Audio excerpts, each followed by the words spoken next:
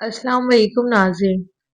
High blood pressure के मरीज अफराद को ज़्यादातर हल्के रंग के कपड़े इस्तेमाल करने चाहिए।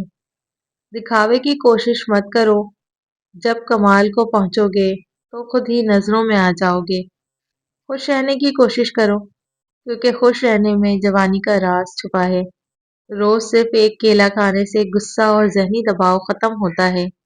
जैतून का तेल जोड़ों के दर्द में बहुत मुफीद है। दिमागी परेशानी हो तो 20 मिनट तक वॉक करें। ये दिमाग के लिए नहायत मुफीद है। सही मुस्लिम में हज़रत अबू हुरैरा ताला अन्हा से मरवी है, रसूल सल्लल्लाहु अलैहि वसल्लम ने फरमाया, अगर मोमिन वो सज़ा जान ले जो अल्लाह ताला के पास है तो कोई जन्नत का तमे भी ना करे, और अगर काफिर अल्लाह की रहमत जान ले तो कोई जन्नत से मायूस ना हो। नहाने के फौरन बाद बालों में तेल लगा लेने से बालों की जड़ें मजबूत हो जाती हैं। मसाने की कमजोरी हो या मैदे में जलन हो, निहार मुंह पानी में इसबगोल का छिलका डालकर पी लिया करें। निकाह इतना पाकीज़ा बंधन है कि इसमें बनने के लिए सैयदना मूसा अलैहिस्सलाम ने 10 साल खिदमत का मुहर मुकर्रर किया, और जिना इतना बड़ा गुनाह और कबाहत है कि सैयदना यूसुफ अलैहिस्सलाम ने इससे बचने के लिए 10 साल कैद में गुजारे। रात को चावल ज्यादा खाने से डरावने ख्वाब ज्यादा आते हैं। सुबह के वक्त नहाने से बंदा जहनी दबाव और डिप्रेशन से महफूज रहता है। हजरत मुआज़ बिन जबल रज़ियल्लाहु ताला अन्हा से रिवायत है, रसूल सल्लल्लाहु अलैहि वसल्लम ने फरमाया, जन्नतियों को सिर्फ उस वक्त पर हसरत होगी जो दुनिया में अल्लाह के जिक्र के बगैर गुजरा होगा।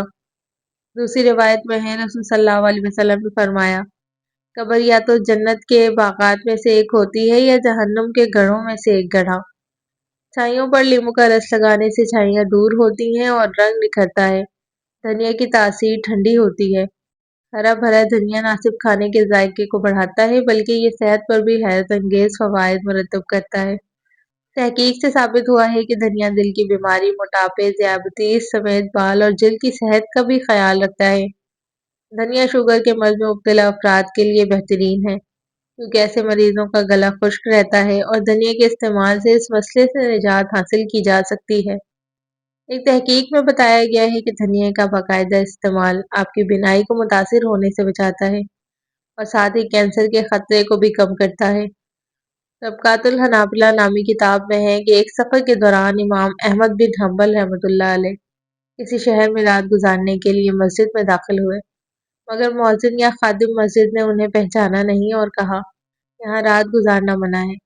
इमाम अहमद रहमतुल्लाह अलैह ने नरमी से फरमाया, मैं सिर्फ चंद लम्हों के लिए यहाँ ठहर जाऊँ, मगर वो शख्स बेजिद रहा और उन्हें मस्जिद से बाहर निकाल दिया।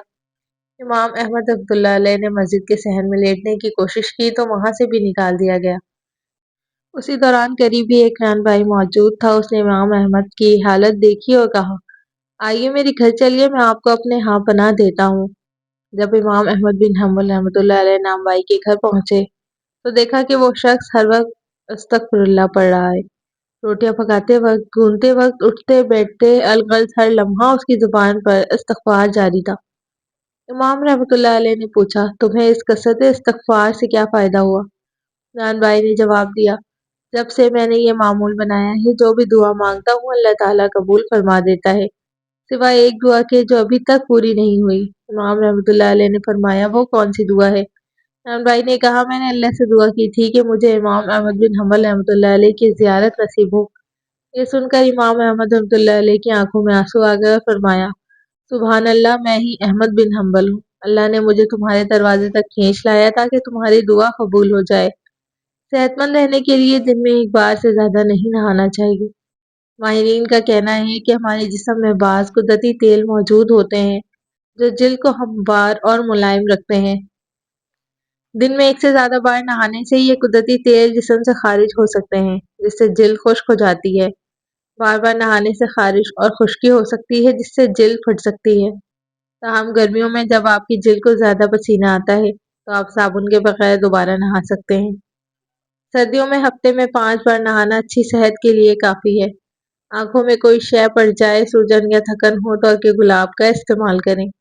गन्ने का रस पेशाब को साफ करता है और मसाने की जलन दूर करने में मददगार है। जो लोग जोर आजमाई का काम करते हैं उनको बवासीर का मर्ज हो जाता है। औरत का खूबसूरत होना आम बात है, लेकिन इस खूबसूरती को अल्लाह की रजा के लिए दुनिया से छुपाना खास बात है। बंद गोभी की सब्जी खाएं, मोटापा खत्म हो जाता है। ہر وقت ذہنی تناؤ کا رہنا آپ کی جلد کو بے جان اور روکھا بنا دیتا ہے۔ امام بخاری رحمۃ اللہ علیہ نے حضرت ابو ہریرہ سے روایت کیا، فرمایا رسول صلی اللہ علیہ وسلم نے فرمایا آگ اور جنت کا مناظرہ ہوا۔ آگ نے کہا میرے اندر جابر اور متکبر لوگ داخل ہوں گے، اور جنت نے کہا میرے اندر ضعیف اور مسکین لوگ داخل ہوں گے۔